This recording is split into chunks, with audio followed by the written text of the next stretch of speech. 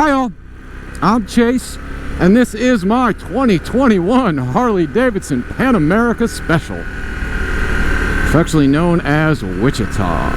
And today, we've put 1,000 miles on the bike so far. Did I make a mistake? Did I make a mistake getting this Pan America? Well, after 1,000 miles, I'm gonna say no.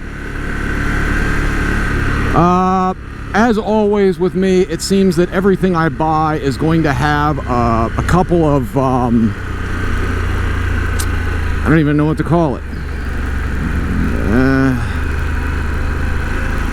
Annoyances? Annoying little problems.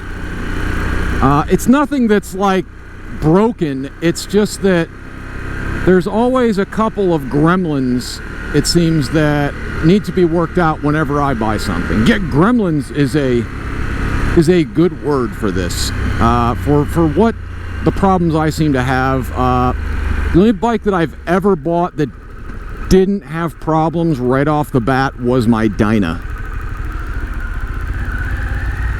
And that was a 2013 Fat Bob. But every other bike I've bought was fixable.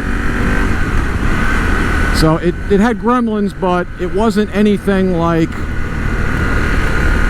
I gotta put a new motor in it, or the transmission shot, or I have to put, you know, a new clutch pack in it. None of that stuff. It's always been little gremlins. So I guess I don't think that I've made a mistake here. All the gremlins seem to have been worked out on this. It had a few problems when I got it. It needed a couple of things done to it, but so far it has been pretty good. I mean, I did have that flat tire, but that's not the bike's fault. That's more just bad damn luck. So, but this bike is at least as comfortable as my Road King was, at least to me. Actually more comfortable in some ways, and I'm going to elaborate on that. I didn't take video of it because, well, it was wet, and videoing with a GoPro in a rainstorm, usually the GoPro does not like that. So I did not take video, but my cousin came down to visit from up north. We were in West Virginia. We got into some rain, quite a bit of rain in fact. We got back to my house and I got off my bike.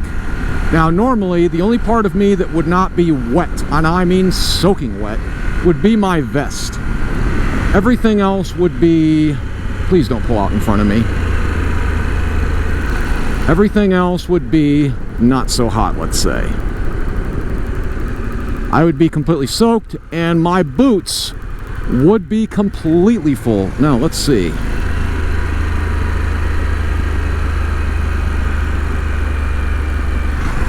Nobody coming.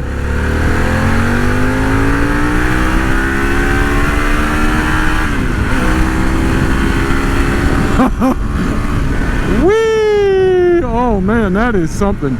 That was third and fourth gear. Oh boy. Oh boy. Back to the rain. We hit a rainstorm. And normally my boots would be filled with water. I would be soaked everywhere except my vest. Pretty much, you know, like a regular vest. And well, when we got back, my cousin looked at me and I looked at him, and he was riding a street glide. His knees and legs were soaked, and it wasn't too bad otherwise. I mean, his arms were soaked, but that's the rain coming down. On me, my arms were soaked. My boots were not filled with water, and the only place that was wet was the very front of my knees. And I think that's because there's two little airports. I can't tell, I don't know if you guys can see them or not, but they're down here. Two little airports, and I think that's where the water was coming through. So yeah, that alone right there, that's very, very nice. To get that kind of well, protection, let's call it, you'd have to buy a bagger with lowers, and if you don't have the lowers, you're gonna, well, it'd be like me, and my cowboy boots just get filled with water, and it sucks. So that's a win over Alice, unfortunately. Now that everything's kind of fixed and done, the gremlins have been worked out. I haven't had another problem yet. Now, I know there are a few problems. You know, there's a guy that I talked to up at the West Virginia Harley-Davidson in Triadelphia, that is Valley. He has one of these, and he beats on it like it owes him money. He hasn't had anything really break yet. He's had all the updates and stuff. The only thing that I've had a little kind of, I don't know, I had a little bit of a, I wouldn't call it a starter issue, but I know the starters on these are, on the newer ones, there's an update, and Harley-Davidson won't replace your starter unless you have a real problem with it. I don't know if it was a goof or whatever it was, but it did sound a little bit meh. I had one time where I started it up, but I'd been riding all day, and I'm not sure if it was just in my head. You know, sometimes you start thinking you hear something and you're not actually hearing anything, because you have in your head that there's a certain problem that may occur, and you think about that problem constantly. So,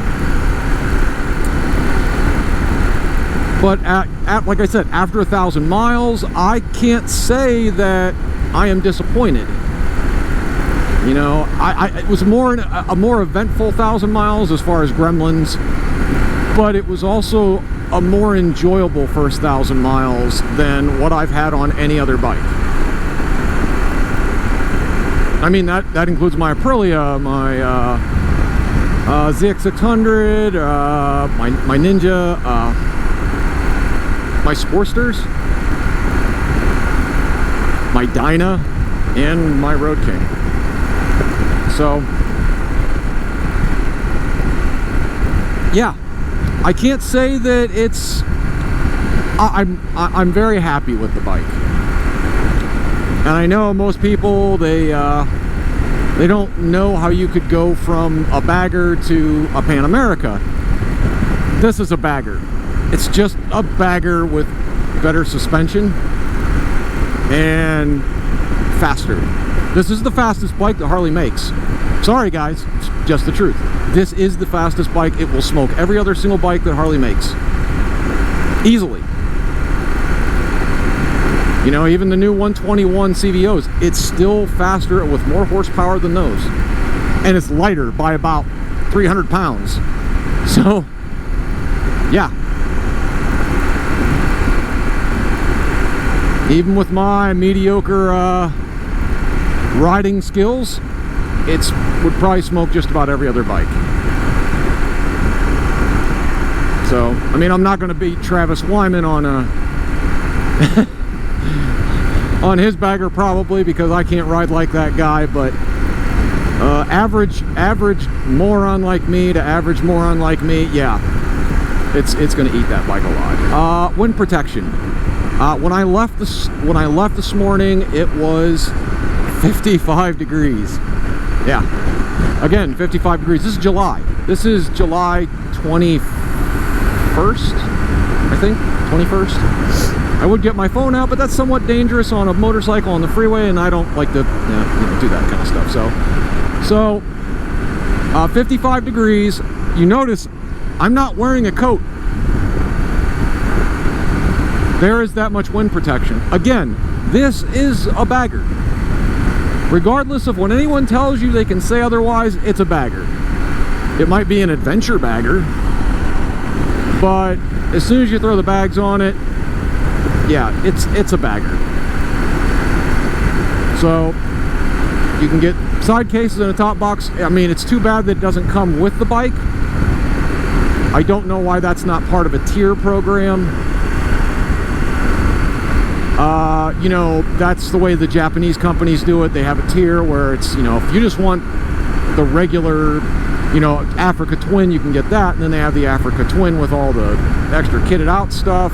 The Africa Twin with the extra kitted out stuff and standard. The Africa Twin kitted out stuff in DCT. Suzuki does the same thing. I think all of them do that, where you can just buy the bike when it comes already outfitted with the bags.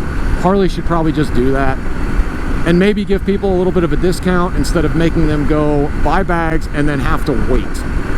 Because anybody that's going to buy this is probably just going to get the one with bags. I mean, you're not going to buy an adventure bike, at least where I live, and not want the bags. And I can't imagine a lot of people wouldn't want bags. So I guess that's just me. But yeah, I think this is pretty much, it's an adventure bagger. But I am not a pro rider. I might take it up some gravel roads. I've taken it through my yard. So my yard is kind of crappy. I mean, if you take a riding lawnmower through it, you're gonna not like it. It'll beat you up. So, but yeah, it's an adventure bagger. They call it adventure touring or grand adventure touring. I don't remember what they call it, but it's an adventure bagger. But boiled all the way down, it's a bagger. And I hate to say this, but if you want to get into a bagger with, you know, lower leg protection, a top box, side cases, or tour pack, whatever you want to call it for the top case, tour pack, you want to call it that. If you want to get into one of those and have all the fairings and everything, this is your cheapest option. Shh, don't tell anybody. This is actually the cheapest bagger that Harley makes. It's also the fastest bagger that Harley makes. Like I said before, this is the fastest bike they make. It's also the fastest bagger they make. This will smoke a CVO. And while everyone is, you know, all on that new CVO, Harley has been quietly making these for quite a bit cheaper. So you're talking about half the price. 40-some thousand. This is like 21, I think, 22 probably with all the bags. So you're not talking a very expensive bagger. This is the cheapest bagger that Harley makes. This is the fastest bagger that Harley makes. So if you want to, let's call it a ghetto CVO, this is the bike for you. This is Harley's cheap CVO, let's call it. I mean, it does have the you know, the TFT display. We're gonna just slip this in, but there'll be another video about little hidden features. But yeah, this is also touchscreen. But there's a couple other little things that aren't noticeable on this that people don't talk about. So, but we'll get into that in another video. But 1,000 miles in, I think we'll just cap it off here. I am impressed. I mean, look, I'm doing 72 down through this turn. It's rated at 45. This bike ate it like it wasn't nothing. On my bagger, I would occasionally slow down, depending on how it felt. On this thing, it eats thing. It eats corners for lunch. It eats everything. This is, I don't know, this might be the best bagger they make. Wow, that hurts to say. Because I didn't want to like this bike when I took it for a test ride. I mean, I'm going to be honest. It wasn't what I was used to, but I had so many people say, oh man, you should just try it. Just try a Pan Am. Just give it a shot. And eventually I found a place that was demoing them. Thank you to Valley Harley-Davidson. They're the ones that let me demo one. Yeah. One ride and I was convinced.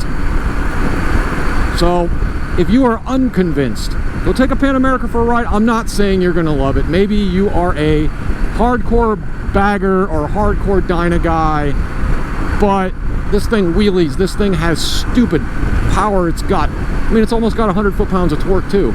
It's got 94 foot-pounds of torque on a 550-pound motorcycle. I mean, we're talking a Sportster. That's how much a Sportster weighs.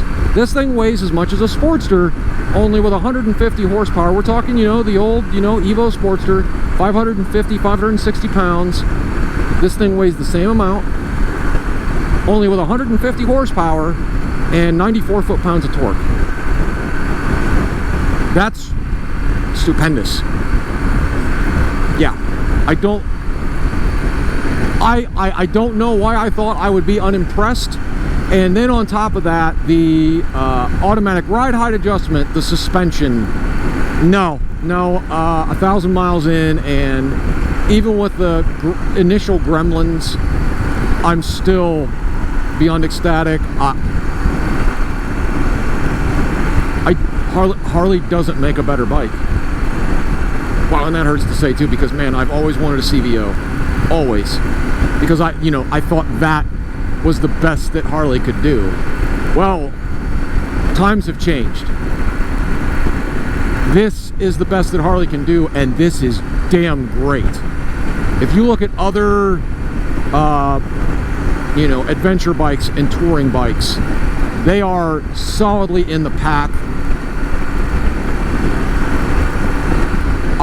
I'm beyond impressed, and I was very impressed with going from a Dyna, you know, to my Road King, to a touring bike, to a touring frame, to the bagger, to the M8. So,